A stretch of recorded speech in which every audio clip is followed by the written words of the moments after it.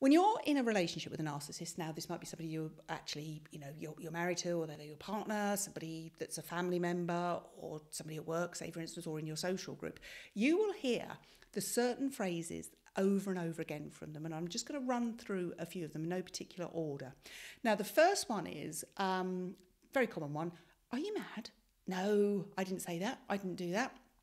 No, you're the one, you didn't listen to me. I told you something last week. I told you, that my mum and my sister were coming over for dinner, and you've only just got food for you and I. No, sorry, I did tell you. And you'll be thinking, oh, no, did they?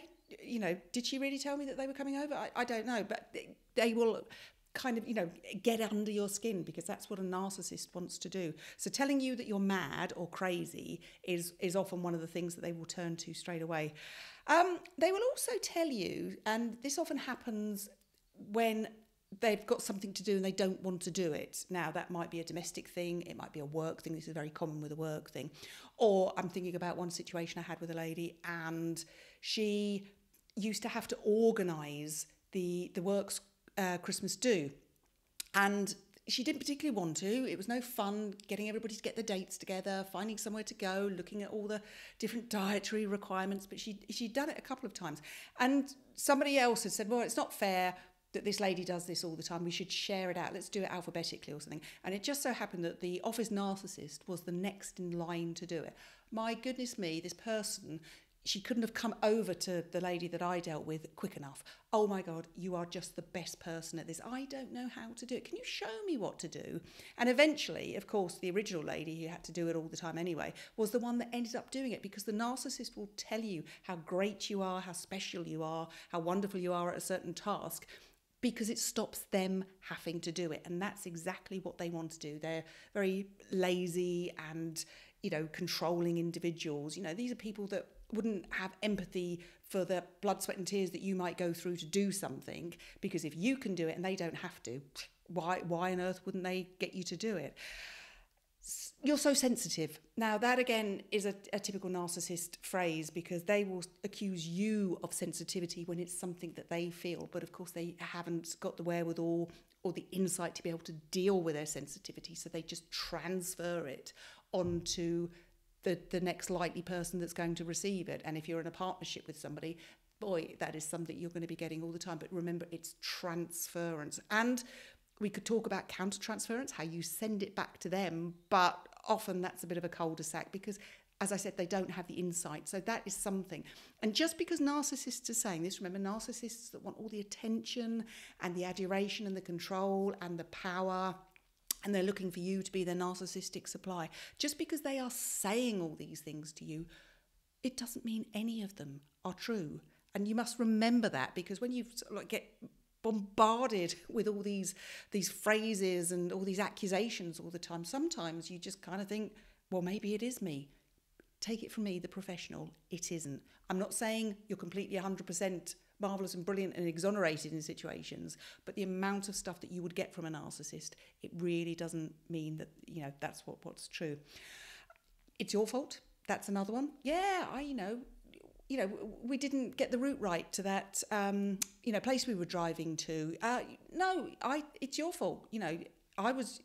You were driving and I was meant to be telling you where you were going, but you didn't listen to me. It's your fault that we've ended up in the wrong place, or it's late, or it's dark and we've run out of petrol, or whatever it is. It's your fault. That's another famous one. You twist things. They like to say, again, this is transference, because they will take situations and twist them to their own advantage. So they will very much accuse other people of doing that if things aren't going their way. And by that, I mean they're not in what they believe to be the powerful and controlling situation. Back to the sort of you're mad. Another common one that will come off the back of that is, I think you need help. Have you ever considered seeing someone? Now, in my personal and professional experience, what I don't get really ever to see the narcissists unless it's kind of often a criminal situation, but that's another thing.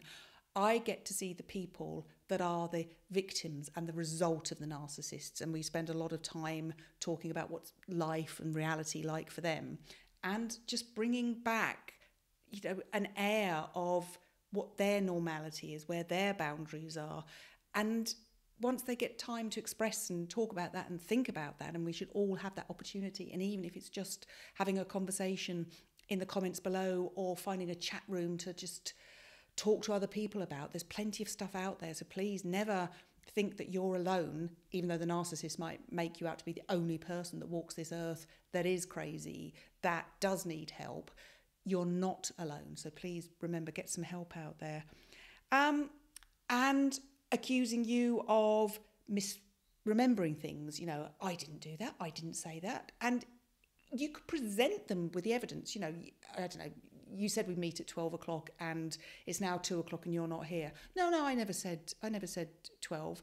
Yeah, but I've got it in your message here, in your text. It says definitely 12. Oh, no, that was one that I was going to send and I didn't mean to send, so I sent it as a mistake. They'll always have an excuse for their behaviour. That's what narcissists do. They will always have an excuse for their behaviour until you just kind of, with a resigned drop of the shoulders, just kind of go, right, okay, let's just go on to the next one. But just remember, just because they are saying these things to you, you don't have to necessarily believe them. So that's the important things. Think about yourself in all these situations. Don't argue, because there's no point. You can present evidence and they will find an excuse to squirm around the evidence. It's little wonder that politicians are just, narcissists, the other way around. A lot of narcissists become politicians, but because they have to toe a certain party line, there's not as many of them that you'd actually think that would become, but they do tend to rise to the top.